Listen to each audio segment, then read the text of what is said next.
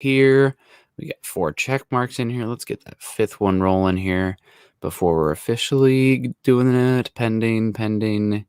There we go. Good morning. How you doing, Scott? Happy Thursday morning to you. Good morning. It is Thursday. Sometimes when when you're doing this stuff 7 days a week, it gets if you don't have a game to mark what day of week it is, you're really not sure. So Thursday, welcome Broncos for breakfast. Heck yeah. No, 6:30 on my time, 7:30 Mountain Time, God's time, as I like to say. And welcome in, everybody. I see that we already have some people joining us today. Clayton Huron's in the house. How you doing, Clayton? Always a loyal listener, a loyal follower. We appreciate you, Clayton. And he also says, he says morning, guys, but also smash that like button. In the shop with Willie's in here saying, Nick, I love you, but how are we still doing this show? I don't know what he's talking about there. This is a classic show. What's wrong with this show? That's not the guy that was stalking me when I did the evening Broncos show, was it? Man, he hated me. Oh, Falcons, a guy from Atlanta. Are you kidding me? See, I enjoy that because it removes bias. If you're looking for a fanalist situation, there are other options out there for you, but we're trying to remove bias as much as possible, as much as a human can do. Yeah, we're all biased for sure. Yes. But Willie, we need to figure out this payment. We had a bet. He was going to pay me 20 if we got Rodgers, and I would give him 5 if we didn't by August. And he doesn't have a Venmo, so we'll figure this out, Willie. No doubt about it. Robert's in the house. Morning, y'all. Robert Ribel. Good to see you, Robert. The 3-time donation on actually 4-time. He actually came Tuesday night as well and was a super chatter. So thank you so much, Robert. Good to see you. Mac 85 City says, I woke up late and the traffic is so bad. I said, forget work today. That's my guy. I got laundry I need to do anyways. I don't know where you're from, but I had a couple of days like that when I was working in Manhattan. I'd get to the bridge because I was living in New Jersey, working in Manhattan. I get to the bridge and I said, to hell with this. I'm going back home. Oh, man. Robert's right. Laundry is also important. You got to take care of your home if you're going to be able to go out there and function in society. So, see, I always thought that about relationships too. I'm like, you've got to be a little selfish in your relationships. If you're not happy, how are you supposed to make somebody else happy? So priority 1 is make yourself happy. You hedonist. No, I'm just kidding. Good morning, y'all from CC. Bo Ron's in the house too. Mo joined us on time. Buenos dias. Mac 85 is also saying, well, not when you make $38 an hour, but I'm trying to tell myself it's okay to be home one day. Mac, you got to give yourself a little break there. Sometimes that's okay. Facebook user says, hi all. Hi to you, Facebook user. Maybe it's Greg Smith. Aloha. Just because sometimes that comes in like that. Robert, there we go. Robert kicking us off here. Day 2 Broncos for breakfast. Splendiferous. I think I nailed it. I think so. Dave Glassman in the house. Cheers. Hashtag Broncos country. We got AC 6:30 in Arizona, 6:30 here in Seattle as well, US Dave, but we're living life. We got Mike Gibbons. Good morning, Nick and Scott. Love the show. Mr. Sir McLovin. Good morning, guys. Kareem Gomez is in the house. Good to see you, Kareem, over in North Carolina. Top of the morning to you. Oh, maybe over in Ireland. I don't know what's going on there, Kareem. Tim Durr. Good morning, Nick and Scott. Dave Glassman's in the house. Stu McPeak. Stu, good to see you. Good morning, Stu. Hi, all.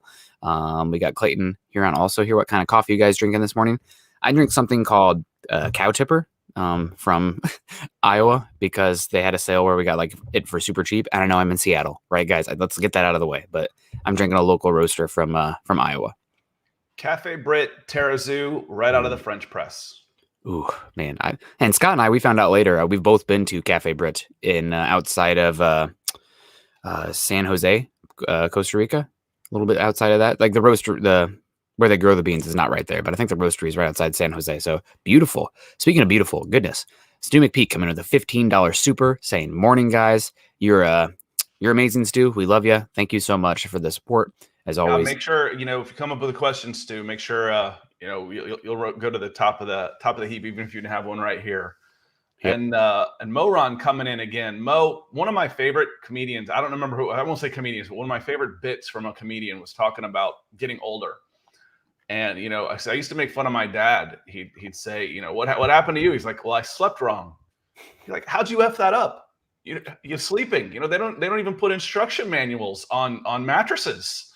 He said, now that I've gotten older, I wake up like car crash sore. So yes, we get it. Hope you're feeling better, Mo. Yeah, that rotator cuff is not great, and not getting sleep is also not great. I'm a great sleeper. I'm like head hits the pillow out, and also alarm gets off, feet hit the ground kind of person.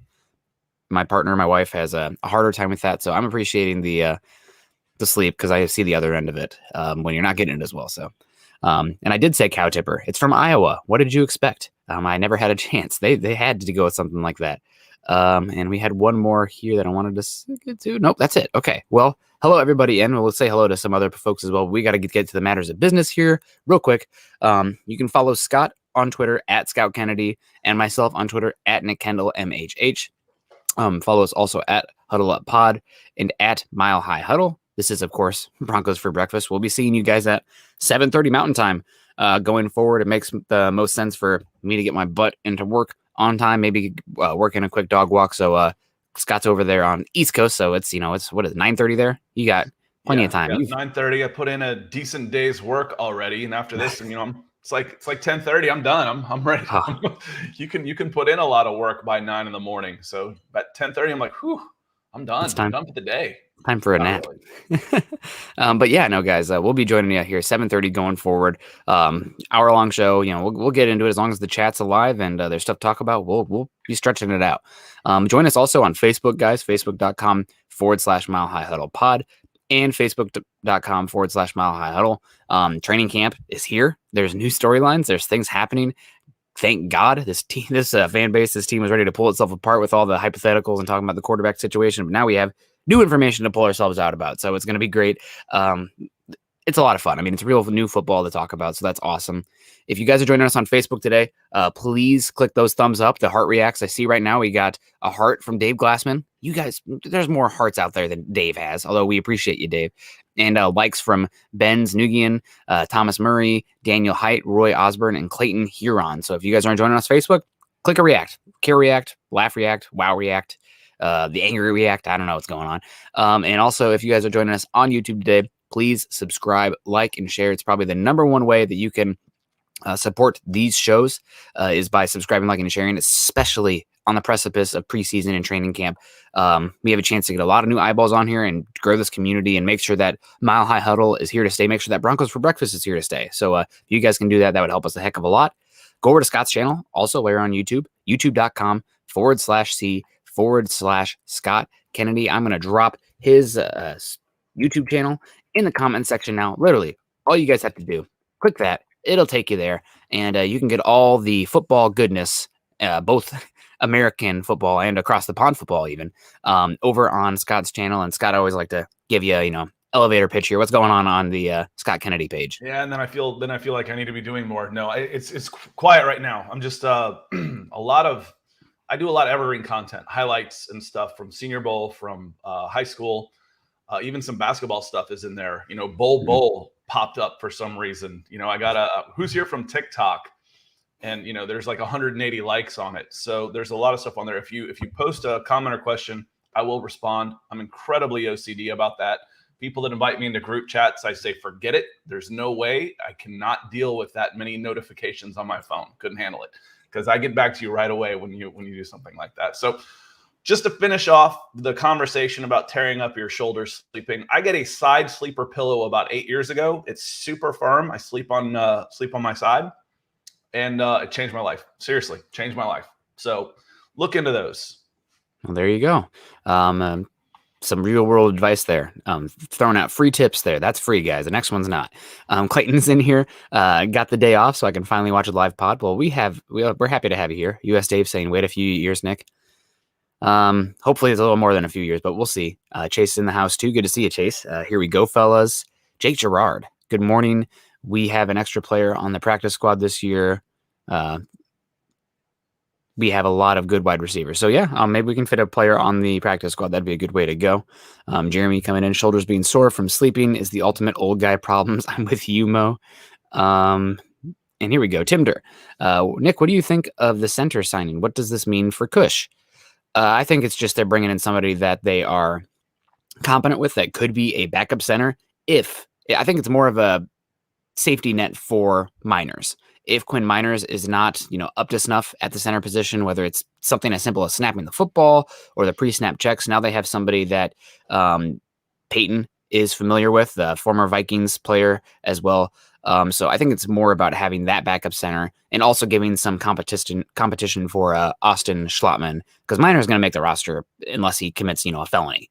But is he going to be a center this year or a guard? That remains to be seen on how he plays down the stretch. So I think it's much more about those guys rather than Cushenberry. Yeah, and I think Fangio had I think it was Todd said, shot across the bow on the front of Mile High Huddle this morning, just saying, well, Miners needs to make it a competition before it's a competition. Yep. Whoa, hello. But Miners didn't play center. He's never been a center. The first time he took snaps at center was at the Senior Bowl, and he looked great. But there is a lot to it. I think it's definitely harder to go from. It's not even a think. It's much harder to go from guard to center than from center to guard. If you're talking about physical ability, because there's just so much more on your plate mentally and being prepared, the connection with the quarterback, the mental connection, not just the snapping the ball. Snapping the ball is the easy part. So he's got a lot to learn there. But Cushenberry said in the offseason, he says, if I had played better last year, they wouldn't have drafted Miners. This is on me. And I thought that was a great mindset. I think that was a great comment for him.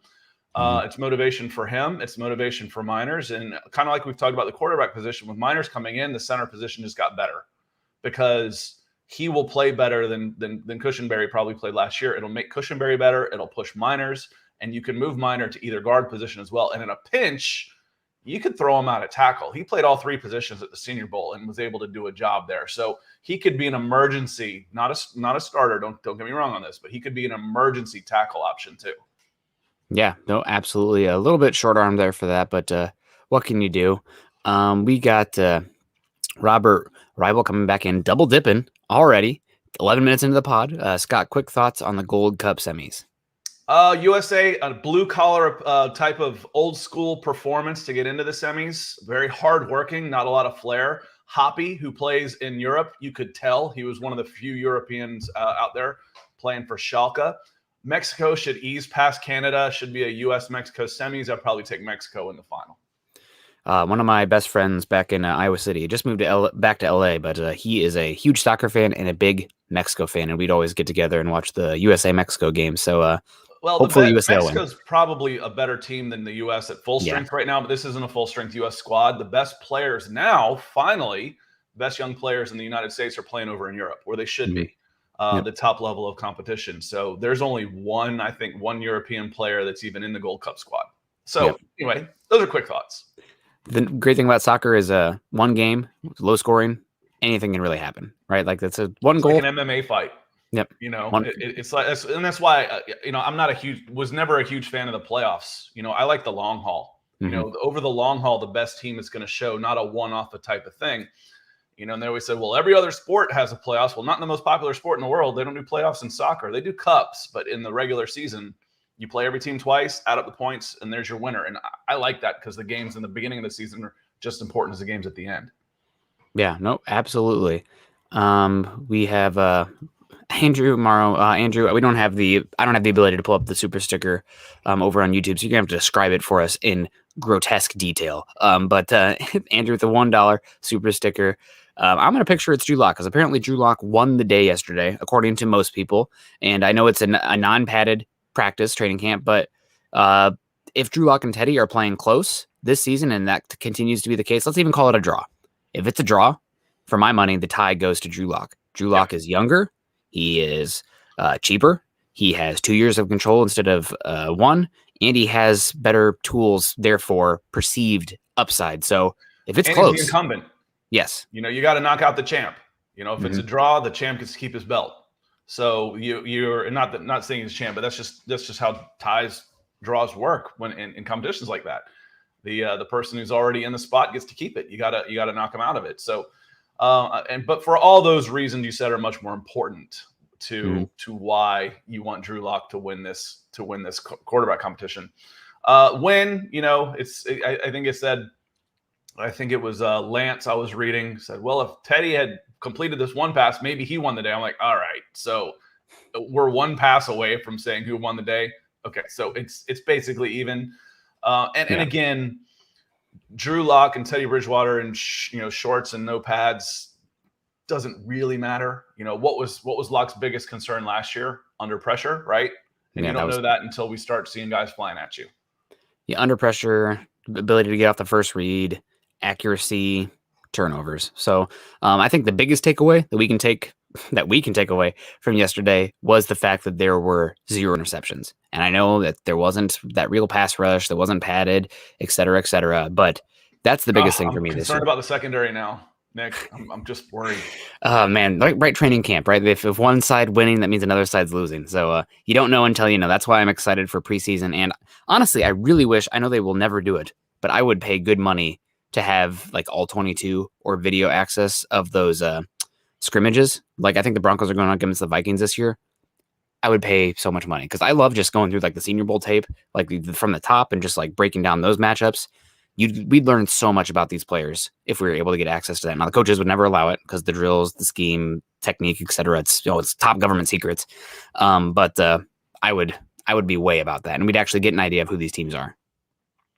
And in the shop with Willie has a comment here coming in, says Drew is top 10 in the league in play action. He was 8th, which is, I think. I don't know if that's true. Nick, go ahead. It is true. Yeah, I think he was 8th in the league last year in play action, and Shermer was like 7th lowest in play action. Now there's probably a little bit of feed into that because the play action really, teams don't use it as much when they're playing from behind, and the Broncos played from behind a lot last year. So there's some game scenario feed into that, but Drew Lock was top 10 in play action. I believe he was dead last in non-play action plays. 2-minute drills and 3rd and long. When I saw play action, I wanted to fire the coordinator on the spot. Just right there, like you're fired. There isn't anybody biting on the play action, and you just took an extra half second away from your quarterback. And having 2 running backs is gonna help. Having Melvin Gordon and Javonte Williams should just help the running game. Where a lot of times like, okay, this guy's coming in based on the personnel, they're not running the ball or this, but you've got 2 pretty legit, we think, running backs coming in, so the play action should open up. But I'm a huge fan of the play action defense, running game, play action pass, beat them long. That's always been one of my favorite ways to win.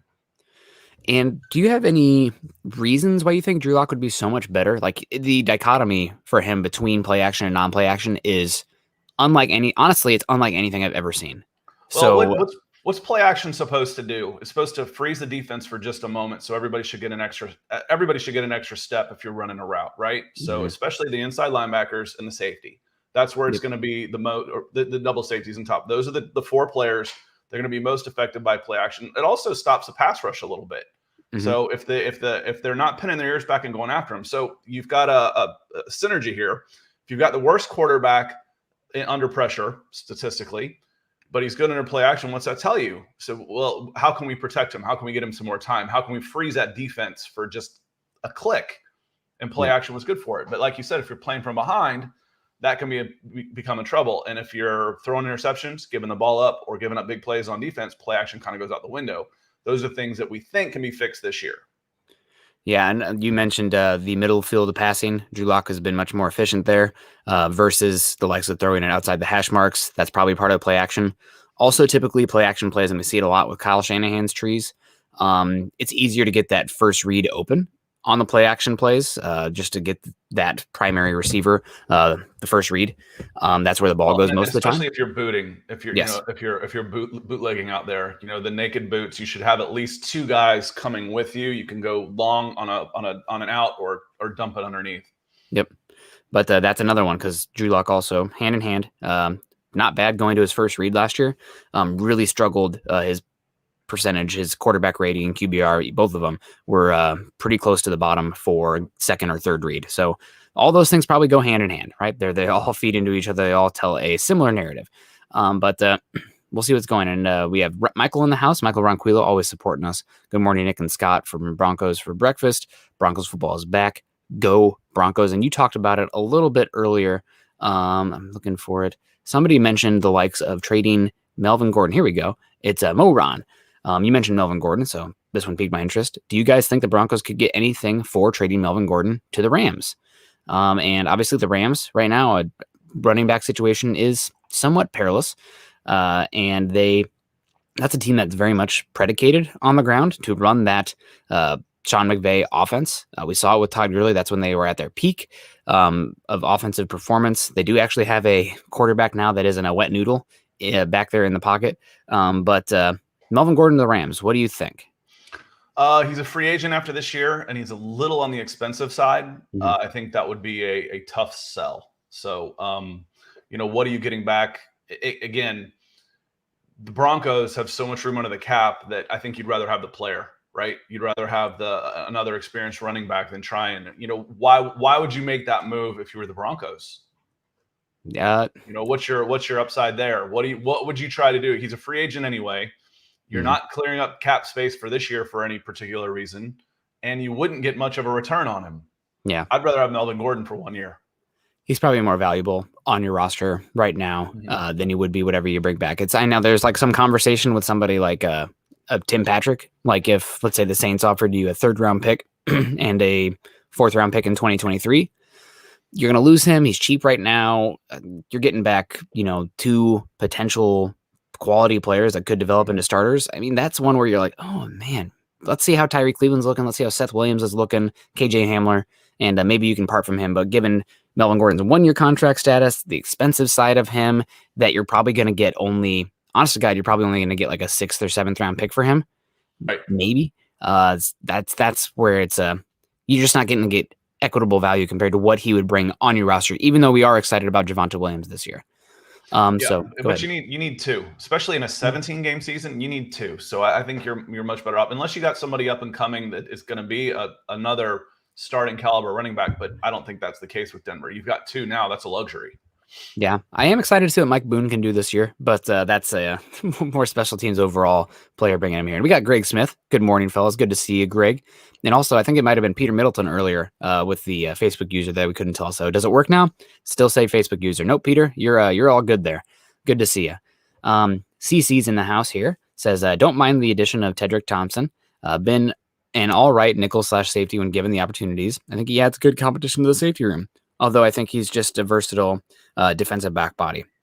I think if Jamar Johnson didn't end up on the reserve list, you would not see Tedrick Thompson here. They needed somebody back there for the body count. Tedrick Thompson went to Colorado. He's bounced around the league for a bit.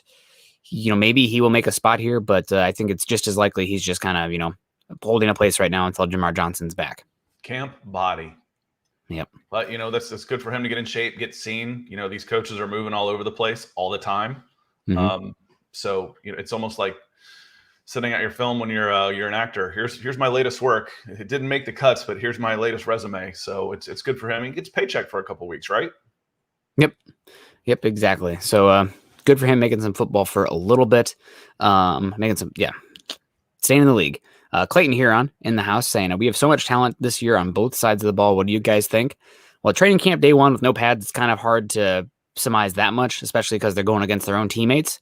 But it does seem like, from what we were able to pick up yesterday, it was mostly the talent on the outside, right? So the skill positions, especially the pass catchers and the defensive backs, and Broncos have talent there, boys. A lot of people were saying it was pretty evenly matched, and we know the talent that this defensive back group has with Kyle Fuller, Ronald Darby, Bryce Callahan, Patrick Surtain, Justin Simmons. I mean, that's about as good as anybody in the league has. And the Broncos, while they have a lot of young premium resources on the offensive side of the ball, the skill position, we don't know until we know. They're still young, developing. Some of them could bust, some of them could flame out. But it does sound like KJ Hamler making plays last year, dusting dudes, getting wide open. I said on Tuesday night, who's the breakout player that nobody's talking about right now? It's KJ Hamler, 22 years old, dealing with a hamstring injury last year, 2nd year in the league. There's no other player on this roster that has near his skill set. So it's going to be hard for him to get targets because there's a lot of mouths to feed. But KJ Hamler's a really talented player, and I think people are forgetting about him. Obviously Noah Fant, Alberto Cuebanam. So I like the talent on both sides of the ball.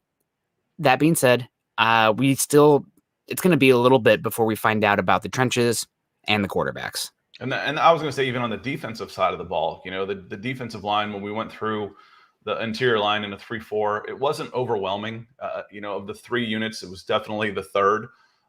But there were guys there that the good news on that is, while it's not deep, those guys are replaceable too if an injury does hit. You're not counting on those guys to be the stars of your team. Yep. Absolutely right. We got Marty M.F. Williams in the house saying Mile High Nation. We like Broncos country around here, but Marty, if you want to say Mile High Nation, then by all means, more power to you. We got Anthony in the house saying go Broncos. This whole team is going to be good this year, and I have all the confidence in saying that. Well, Anthony, let's hope so, man. I am so tired of having to tune in on a mid-November game and the Broncos are already eliminated, right? Like that's just, I'm done with that. We haven't had played meaningful football late in the season since 2016 when the Broncos lost to the Titans. Obviously, making the playoffs is goal number one. Winning the Super Bowl is goal number one, but making the playoffs is the most achievable end goal for this season. Even if they don't do that, I need some meaningful football games late in the season because I cannot take another game where the Raiders and the Broncos are playing for draft position. I just can't. Yeah, and if you don't play fantasy football, you basically tune out of the NFL come October. if you get off to a bad start. Otherwise, I'm looking at the draft, like you said. I'm looking at guys coming out. Who's going to make my team better? What can I hope for? Hope's a big word when it comes to football. When you lose hope early, it's no fun. Yep, that's true. We got Thomas Murray in the house over on Facebook. If you guys are joining us on Facebook today, click the thumbs up. My opinion is that they are handicapping Locke again. He should be getting all first-team reps since these competitions never help either quarterback. Well, there's got to be examples of quarterback competitions helping both guys, right? Like I can't think of any off the top of my head, but it feels like where we're at, given the information we have, it's really hard to say that definitively. Well, I don't think they're going to go backwards. Like we've talked about before, just the motivation of knowing that your contract's coming up. Someone came in. You've got two ways to go with that. Either you sit and sulk. I'm rich anyway. I've already, relatively speaking, I'm not making $100 million, but Drew Lock is probably going to get paid in his rookie contract more than I'll make in my life. Ugh. So there's something to be said for that. But how does he respond to that? And I wanted to go back to we talked about him spending the day with Peyton Manning, and that was a story. What can come out of that? And it's like we talked about. It's like no, he's not going to become Peyton Manning overnight. But even if he picks up one thing, just one, that makes him a better quarterback, it was a day worth spent out of 365 days during the off season. Reading through, Lance in his report was talking about how he was, for lack of a better word, he drew people off sides. I'm like, well, who was better at doing that than Peyton Manning? So even if you just sit down and you learn how to draw people off sides and get a crucial 5 yards when it matters from Peyton Manning, that was a day worth spent. So I while you'd like the guys to get sharper, having Teddy come in a competition, and it probably won't stay 50-50 for the entire camp. I don't think it will, but it's pushed Drew to become a better quarterback. And I think that's a good thing. He needed the competition. I mean, he hasn't had real competition since his freshman year at Missouri, right? Like he was a 4-star recruit for a program that doesn't bring in, talent like that. Missouri's fine, right? They're mid-tier SEC. But you're talking about Drew Lock, freshman year. I mean, he was 4-star. After that, he was going to be a quarterback from then on. Was Joe Flacco competition? Not really. He was just holding the place, and obviously Joe Flacco was not it. So now Drew's going to have to go out there and earn it or fade into obscurity. And pulling for him because that would be the best case for the Broncos. Best case for us is Gary Leeds Palmer joining us on time. No, I was just kidding, Gary. Morning, Nick and Scott. Better late than never. Go Broncos. Good to see you, Gary. It's always awesome to see. Also see Gary drop the heart react on Facebook. So Gary's a real one. It's always good to see you, Gary. We appreciate you. EJ's in the house as well. Calvin Anderson struggled yesterday, but of course that was against Von Miller. Also see some people asking, anyone see the Calvin Anderson video? And somebody asked chances of Calvin Anderson making this roster this year. I know that Vic Fangio talked him up a little bit, but Calvin Anderson's going to have to show that he can play both sides of the line, so left and right tackle, and be better than the likes of Cameron Fleming and Bobby Massey.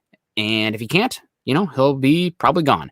So again, that's another guy to pull for. He seems fun, and he's also young and cheap, which helps. But you got to go out there and play. You can do a lot of flexing on Twitter, but I don't care so much about that. I care about the flexing on the field.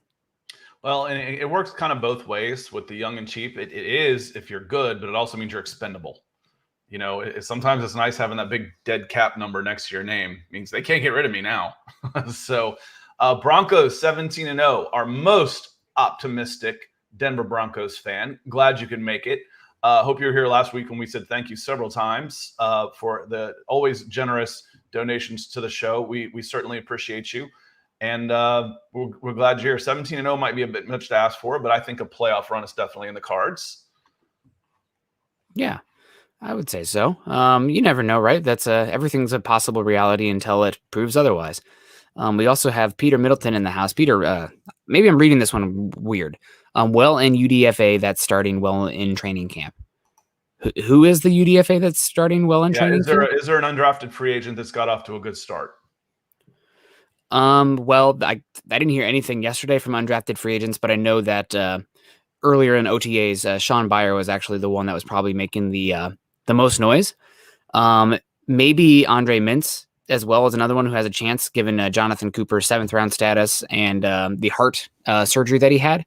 But I haven't heard anything yet. And that's one where, I want to see it with my own eyes before I really start to crown somebody. And that means we need to have preseason game and all 22. God, did you see what the NFL's doing Game Pass? They're not going to have, they said they're not going to have all 22 available for hopefully months.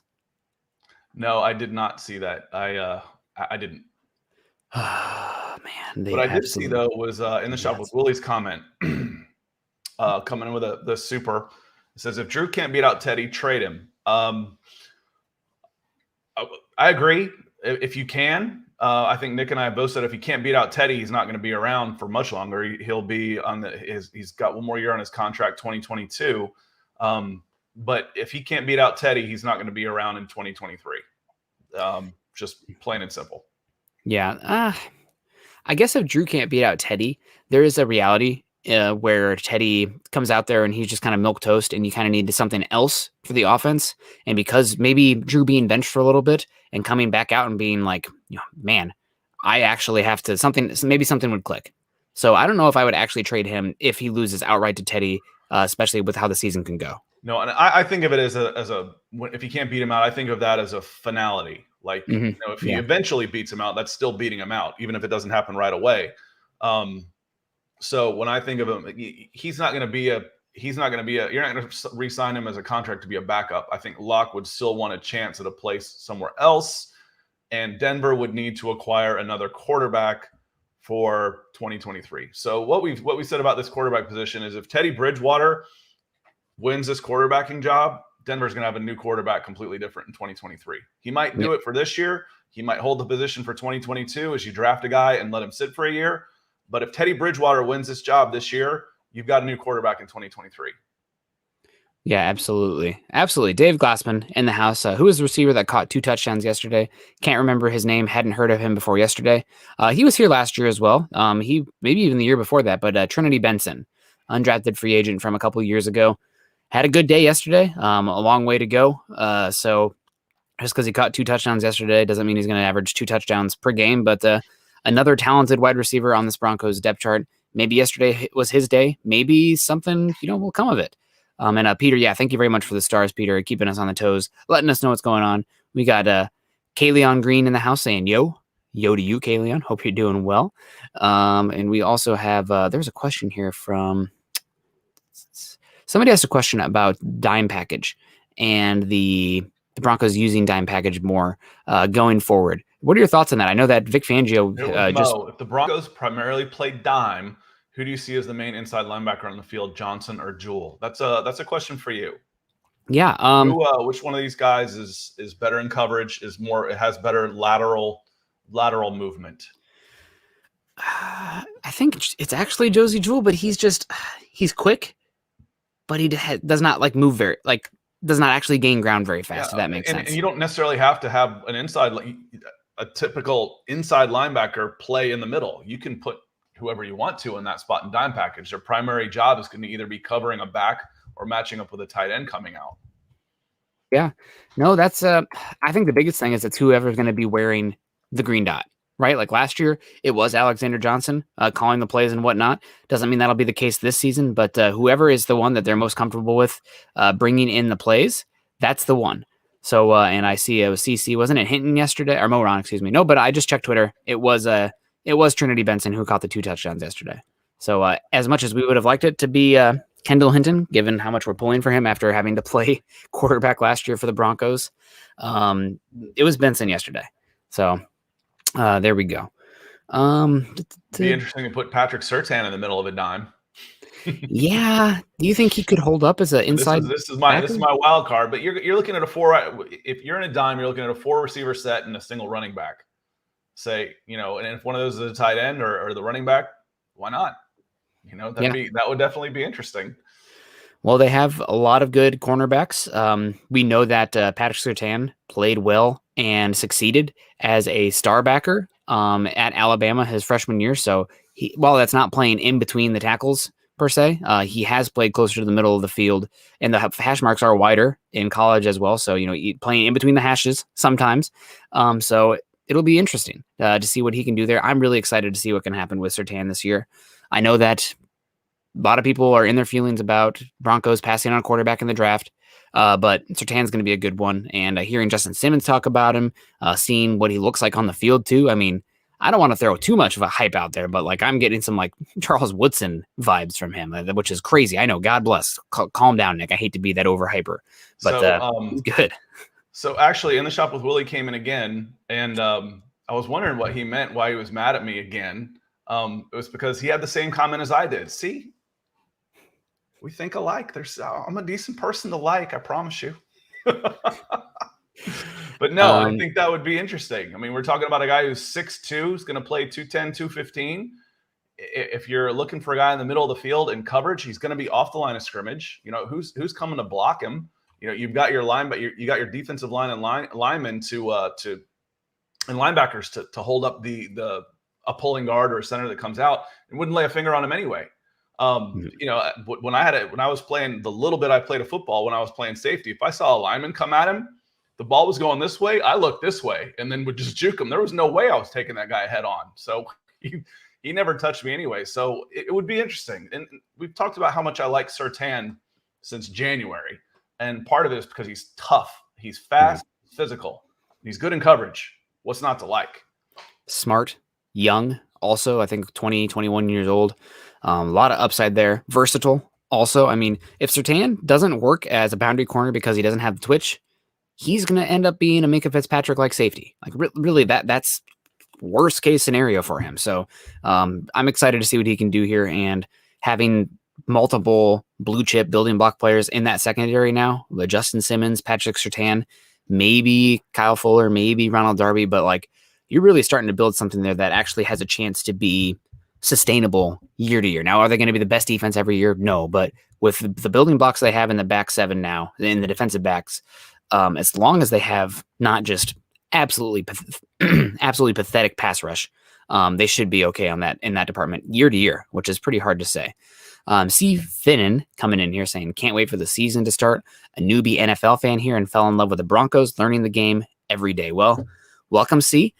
Good to see you. Good to have you along. If you have any football questions for us, hit us up on Twitter also, or we can answer them on here. But it's good to have you. I'd be curious to hear from you. What about the Broncos drew you? Because I got to say, right now, when the options are, Patrick Mahomes and Justin Herbert and Dak Prescott, et cetera out there, Josh Allen, new Broncos fans out there, that's a team that, especially with how bad the offense has been, I can't imagine getting many new young fans, right? They're not lighting up the scoreboard in Madden. They haven't been fun since 2015. So what brought you here? We're happy to have you, but I'm just curious, what made it tick? Yeah, but the NFL's a rite of passage. Yeah, true. You grow up, you root for your hometown team. Unless you're from Iowa and there's no hometown. And with Denver, you don't have to worry about the blackout rules. That's what was strange growing up in Atlanta, is you only got to watch your team when they were on the road in the 80s. So you were always watching other teams. Usually it was the Dolphins on NBC, the Raiders on NBC, one of those in the early and late game, and the Cowboys were always national games. So lots of those fans around. So being an NFL fan of your home team, you just grow up that way. Yeah, absolutely. I am Purple Drank. Joining us this morning. He says, morning, Broncos country. Yeah, you are. Good morning to you. I am Purple Drank.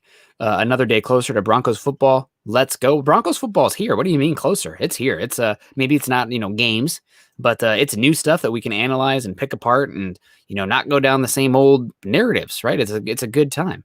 Here we go. In the shop with Willie from Missouri. Hate my hometown team. Well, I got nothing for you. Are you a St. Louis Cardinals fan there, Willie? You got to let me know on that front. But I got to be honest with you, Scott. I have a hard time truly hating the Chiefs because I have a lot of family that I love that are big Kansas City fans, go to a lot of games, and going to Arrowhead, the barbecue, the tailgating, it's fun. It's not Mile High, not close, but I don't hate Kansas City. I hate the Raiders. Sometimes familiarity breeds contempt. Yeah, true. Yeah, with that too. I was always the contrarian. We were more college down here if there was a choice. So I did not like the Georgia Bulldogs because everybody was a friggin' Georgia Bulldog fan. I rooted for Georgia Tech. So some of that I didn't want to go to Georgia because everybody that I went to high school with and middle school with went to Georgia. I went to Auburn. So sometimes a little bit of that familiarity can breed contempt, especially if the team is struggling a little bit. You want to love them and they just treat you like crap, so you hate them for it. Yeah, gosh. Mo Ronson, he's got to get to work. Thanks for the show. Have a good one. You too, Mo. And here you go, Willie. Here's some commonality here with Scott. Braves. There's your team. So there you go. That's common ground. Dom coming in here. What's up, Nick and Scott? Who do you think will win the running back 1 spot? I think it's going to be Melvin Gordon. It's going to be Melvin Gordon's until he fumbles it. And that's literally and figuratively. I think there's going to be a 55-45 split when the season's over. I think you're going to see a lot of both of them. I think it's going to be not necessarily co-number ones, but I think you're going to see a healthy split of carries between the two of them. Yep, absolutely. That's it's going to be close, and honestly, it's going to be hot hand / health. Right, you got two guys. It's a long season. If somebody's dinged and at 85% of their normal ability, you ride the healthier guy and nurse that other guy back to health. And we talked a lot about the styles of running, where Melvin Gordon will pick his spots, runs a little more patient, and Javonte Williams hits a hole like a sledgehammer. Mm-hmm. That will pay dividends in the fourth quarter as teams start to tire out. So you might see number one based on time of game. If Melvin Gordon starts, you bring in your closer. Javonte Williams ends up the closer. So, but I do think you're going to see a split between the two of them. Yep, absolutely. We got Roy. Excuse me, guys. We got Roy in the house over on Facebook. Good to see you this morning, Roy. Hope you're doing well. He asks, where do we think we need to build on the offense? Well, right now the Broncos aren't sure at quarterback, so quarterback's got to be the number one answer. It's going to be until it's not. I mean, it's a really simple. You've seen those like meme flow charts. It's like, for me, it'd be like, does your team have a franchise quarterback? No. Is there one available? Yes. Take it. It's that simple. Like, you need to keep swinging until you have one. And this is kind of a weird dichotomy that I've kind of come to a realization with the further I've come. I'm more okay with the process of taking Paxton Lynch today than I was at the time, because I did not like Paxton Lynch. I wanted Chris Jones, full disclosure, and that would have been a much better pick. But you have to, it's just a probability thing. You have to take swings at the quarterback. If you're afraid to take that shot, you're never going to find that guy unless you just stumble into it. But, that's like, you're not going to luck your way into millions of dollars, right? Or you're not going to be that guy. So I even though Paxton Lynch busted, the process of actually taking a swing on a quarterback, and they need to work out mentally, right? Like the interview process there, I don't know what the hell happened there. Like, they should have been able to tell, like, this guy's a doofus playing Madden more than working. What are you doing? But actually just taking swings at the quarterback position, kind of like what the Patriots just did with Mac Jones. Like, maybe Mac Jones doesn't work out. It's a 15th overall pick, but you're not going anywhere unless you have a quarterback. So, like, you have to be able to take that swings. You miss 100% of the shots you don't take. Quote Wayne Gretzky, quote Michael Scott, quote Nick Kendall. So that's where I'm at on that. But other than quarterback, three of the greats right there, right? Three. I mean, put yourself in there with the greatest of all time. CC came in just a moment ago and said, other than quarterback, and I agree with him. Say probably right tackle. It's right tackle. Where else? You've already tried to improve the center position or interior line with Quinn Miners. Left tackle's good. Receivers are good. Tight ends are good. All good depth. You got two running backs. What's a fullback? I don't think those even exist anymore. So what's the only question right now? Right tackle. Yep. I guess if we're going to get really deep into the weeds, tight end 2 is one where you have no idea about right now because it's purely projection with Alberto Cuebanam. He has a lot of tools, but he has a long way to go as well. So you're hopeful for him to take big steps forward as a blocker, as a route runner, but tight end 2 is still. Benjamin's available. Oh my gosh. They need more of a Nick Boyle type. That's really an attachment to the offensive line, especially if they want to run the ball as much as they look like they're going to. But he's one that backup tight end, and Peter said that is also the tight end backup position. The Y tight end is one that I'm looking for also this year. But right you're tackle in a pretty good spot when that's what you're talking about. Boy, yep. We could really use a second tight end. Come on, man. Other than the quarterback, I mean, there's one glaring problem. There's one glaring area that needs to be fixed, which affects the rest of the team. So once you get past that, everything else is pretty good. And that's why we've been talking with such optimism about this team going into the 2021 season. I do agree with you, though. I should have been I should have been a server, a waiter. I can wait until you take the biggest slug before I finish my points. And then we can all sit back and watch Nick take a big gulp of coffee. Oh man, last Tuesday when you did that to me, I all out of my mouth. I do agree with you though. The right tackle position, everything they have there at best is a stopgap. So maybe an investment there. I'm a big believer. I think the right tackle position, despite what Orlando Brown said this offseason, where he's like, I'm a left tackle only. I think the right tackle position is as important as the left tackle because a lot of teams are playing their best pass rusher over that right tackle these days. I mean, Khalil Mack plays over that. Chase Young plays over that. Von Miller plays over that. Joey Orlando Brown, like junior or third, right? It wasn't Orlando Brown the one who sees his career basically at an end when he got hit with a beanbag in the eye because he had a pre-existing condition. That was the craziest thing ever. Yep, played for the Browns. He got fined for that, but I mean, he got hit in the eye with it, and he went over and shoved the official. But that was understandable. The dude just ended his career. Yep.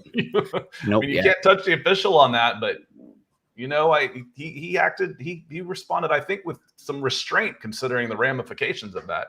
Anyway. Yep. But also another reason that I think the right tackle, left tackle is, you know, it's essentially the same in value is how much shotgun there is today. Is there truly a blind side when the quarterback's not playing under center as much, when he has the field in front of him, he has a wider field of view? You know, I don't know. It's more important to have two good ones there than to have blind side versus right tackle. So we'll see. Gary coming in. People still debating the draft. Come on, guys. Woulda, coulda, shoulda. Let's do training camp. So much talent. Well, Peter, I got bad news for you. The quarterback position is going to continue to be a debate until the Broncos are settled there. It's just the reality. And I owe Mo a deep evaluation on Spencer Rattler. I think it was Mo that said I said I was going to watch a game and I didn't. So we'll get that done before we get back here on Tuesday. What I did ask about him is a friend of mine follows Oklahoma passionately. And I was like, what have you heard about Spencer Rattler, you know, being kind of an ass? And he's like, you know, there's not been a ton about that. And he was even asked about that. Why there was some speculation that's not why he wasn't at Big 12 media days. But the coach flat out said, he says, we always take our most senior players. We left Baker Mayfield at home 1 year. So that's nothing new. But so we'll see. Yep. We will see. I mean, he's really talented. He's a lot of fun. The arm talent is obvious. He's probably, I think right now Vegas has him as the odds-on favorite to go number one overall as well. I think quarterbacks, as In the Shop with Willie says, Rattler's overrated as an OU fan. I think quarterbacks are always overrated in the draft, period. But especially in July before their season starts. I've seen some guys that get touted as top 10 guys. I'm like, I wouldn't draft that guy at all. And typically it works its way out that way. Not always, but typically. Who's the one that said Bo Nix, number one overall? Are you kidding me? Jordan Palmer. So we'll see. Hope so. Yep, absolutely. Here we go, Clayton. Who is one of your favorite players in the Broncos right now? I'll stand on the table. This is a guy that I followed since his recruiting days even, and that's Noah Fant. Big fan of Noah Fant. Obviously came to Iowa early on his sophomore year. I went and saw him just absolutely destroy Wyoming. I had tickets to that game because I wanted to see the Josh Allen come to play the University of Iowa because I was pretty big on Josh Allen entering his senior season. So I'm got to go see him live. He's coming to Iowa. But Noah Fant, huge fan of Noah Fant. Met him, talked to him a few times, very well spoken. I mean, there's a reason the Broncos keep putting him out in front of those media sessions because he is such an intelligent, well-rounded person. He's growing into his body still, all the talent in the world. I am super excited of Noah Fant, and I kind of have a rule where I don't typically get jerseys of players unless they are like on a Hall of Fame All-Pro trajectory and they have just signed a second contract kind of thing. Once Noah Fant signs that second contract, which could be soon. I mean, if he plays that well this season, it could be soon. Then he's one that I actually might break that rule and get his jersey because love Noah Fant, the Iowa roots also, but he's a hell of a player. Also, tight end's my favorite position. Well, I think for me, it's pretty easy. Who's the only national name on the Broncos? Is it Justin Simmons? I don't even. Nobody knows who Justin Simmons is. Oh man, that hurts. Sorry, they don't. It's Von Miller, right? Von Miller is doing national spots, TV spots. Plays that I love the outside linebacker position. Yeah. So I'm gonna go with Von Miller on this one. But using the phrase that I root for me on these, I'm hoping that Patrick Surtain is just an absolute star and that Seth Williams comes out and plays very, very well for the Broncos after I've gassed those guys up a little bit. Yep. And we got Robert saying 80 plus watching, only 30 likes. Smash that like button. Thank you very much, Robert. We appreciate that. And this is another reason I love the tight end position. I think 12 personnel is amazing because if you can make teams take defensive backs off the field and play linebackers, good luck, buddy, especially if your tight ends can put them in a tough situation. But he says, again, good to see you, West. I don't recognize you. I'm from around here. West City Slick, I'm going to say. We should run double tight end with Fant and Albert on each side. That is just deadly. Albert's going to have to prove that he can hang as a blocker more than he did at Missouri in his limited snaps last year. Although I will say there were some snaps last year that were pretty good from him as a blocker. He's 6'5", 265. Like he should be able to block. But I would love two tight ends. It's just the thing about the two tight end sets is you're taking off a pretty talented wide receiver in that scenario. Yeah, and that's the thing we start talking about with this is we talk about the depth of the wide receiver position. Do you really want to put your second tight end in for one of your third wide receiver? Probably not. Not if in certain cases you want to, but is your second tight end better than your third best wide receiver in a passing situation? I don't think so. Not on this team. Not yet. No, not right now. Maybe a year from now, if the Broncos lose Tim Patrick and KJ Hamler is still struggling, you could run Albert Okwuegbunam, Noah Fant, Cortland Sutton, assuming he's resigned, and Jerry Jeudy. But I don't know. Hell, honestly, take the running back off the field. Let's play two personnel, right? Just running backs don't matter. Let's really buy into that. Two tight ends, three wide receivers. Have your quarterback be the de facto running back. That's what I did when I played NCAA football all the time, right? I'd get one of those scrambling quarterbacks and run four verts over and over again, and for 500 yards passing, 200 yards rushing. It was beautiful. Let's get into it. One of the last times I played with Auburn, and Auburn was loaded at running back. Brandon Jacobs, Carnell Williams, and Ronnie Brown. That's two top 5 picks and a guy who was better than those two in the NFL, but they didn't have a quarterback. I ran the wishbone. Yeah. I grabbed a wide receiver and put him in one of the slots, put Brandon Jacobs, I put Carnell at quarterback, Cadillac Williams, and then I'd run the wishbone. I like the ground and pound. The option offenses on those early NCAA football games were very fun as well. You could run some real good offenses on those games with the options. So we got a comment coming in here from Broncos 17-0. There's a little bit of a wink here, I think, saying I'm going to be following the Bears this year. Just saying. It'll be interesting to see. Going back to the draft conversation. That's a Justin Fields comment. I would bet when we say, is it too, why are we still talking about the draft? I think that was his way of saying we're always following the draft. We're always looking back and saying woulda, shoulda, coulda. Yep. And paying attention to see what Justin Fields does. I'll be watching him for sure. Like I said, like I just mentioned, if I talk a guy up, I want him to succeed. I don't care where he goes. I talked up Justin Fields a lot. Nick and I have both said probably would have taken him number 2 with the New York Jets. I want him to succeed. Yeah, and absolutely. Jeremy coming in here. If you like Justin Fields going to the draft, are you rooting for him to be bad now? Interesting psychology question. Nope. I root for me. I want to be right. Yeah, I don't root against these guys unless they give me the Saints. Yeah. If he'd have been a Raider or a Patriot, I probably would be cheering against him.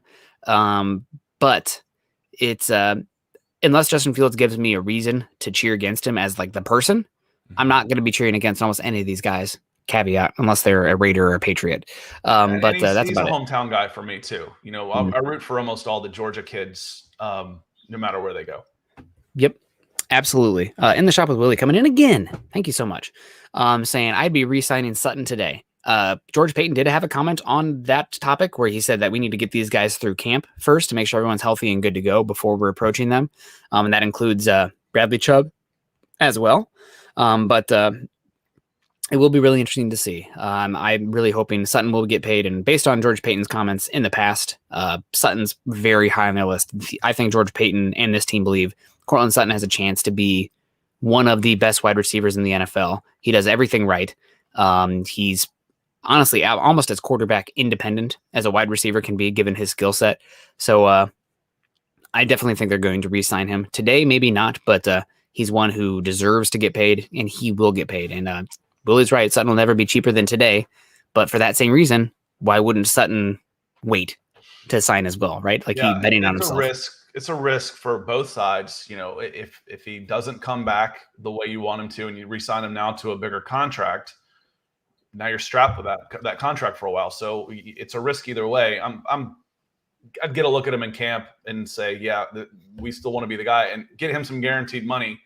And he should be happy to take a little bit of a discount considering he's coming off of injury. So that's a good shout.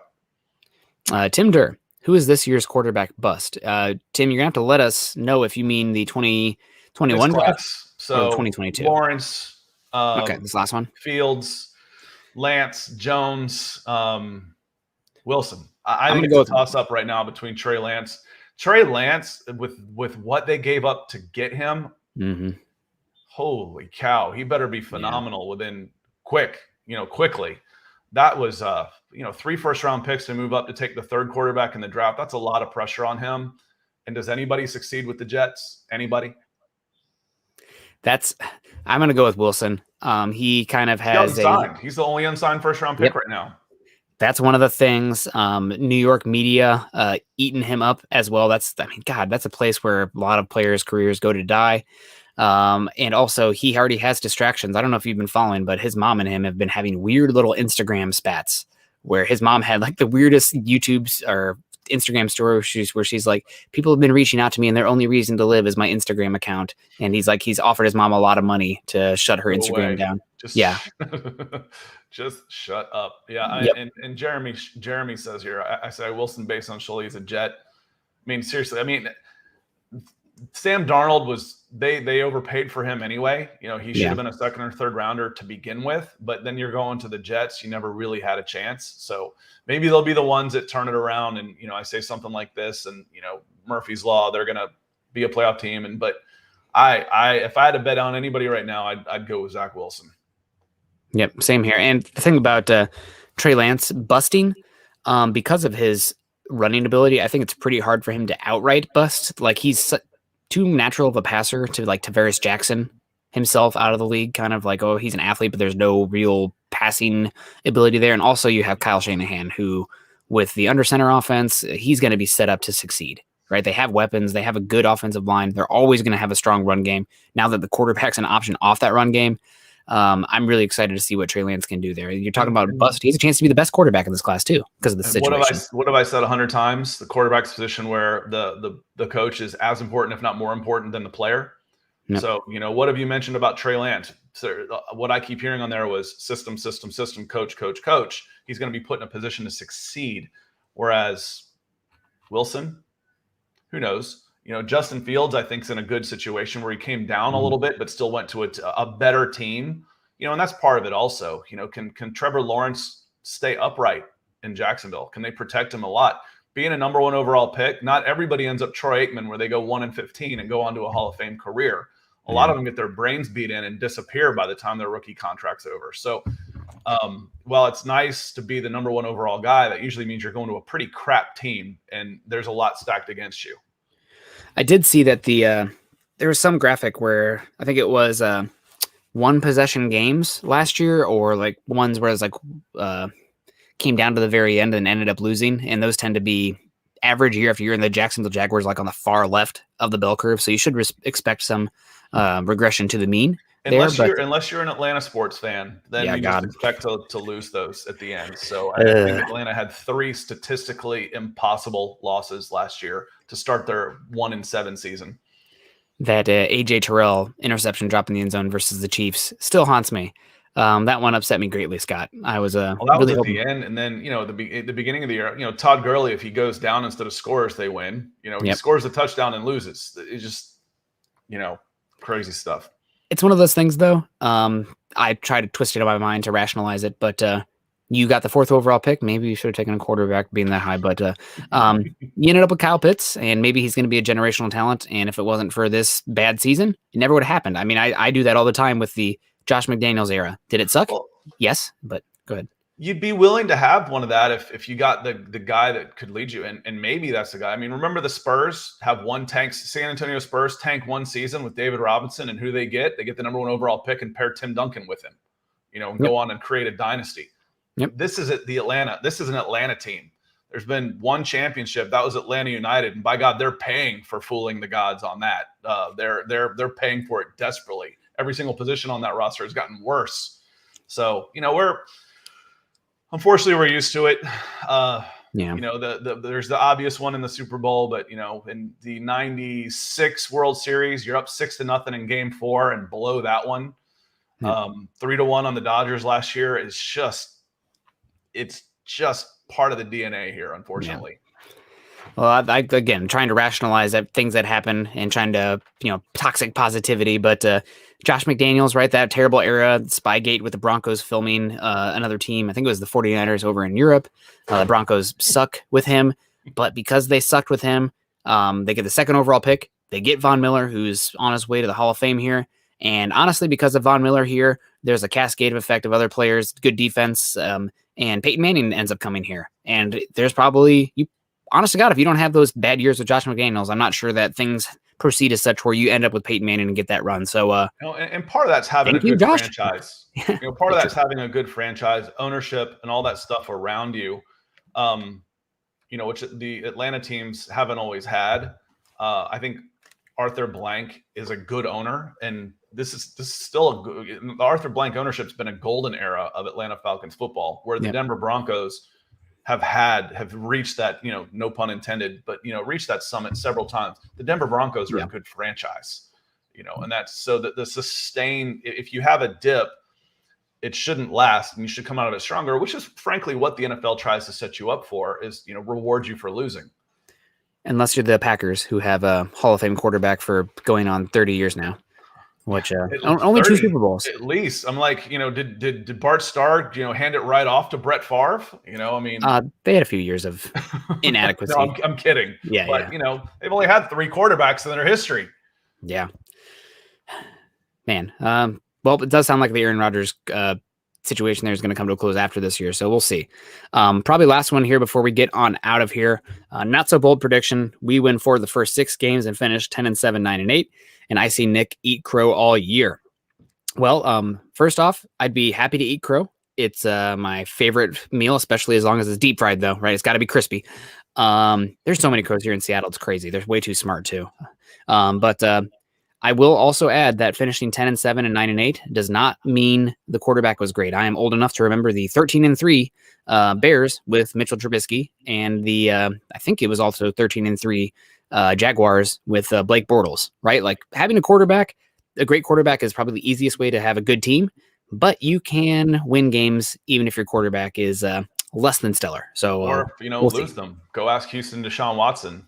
Pro Bowler quarterback, had an amazing year, almost 5,000 yards, 33 touchdowns, 7 interceptions, 4-12, I think.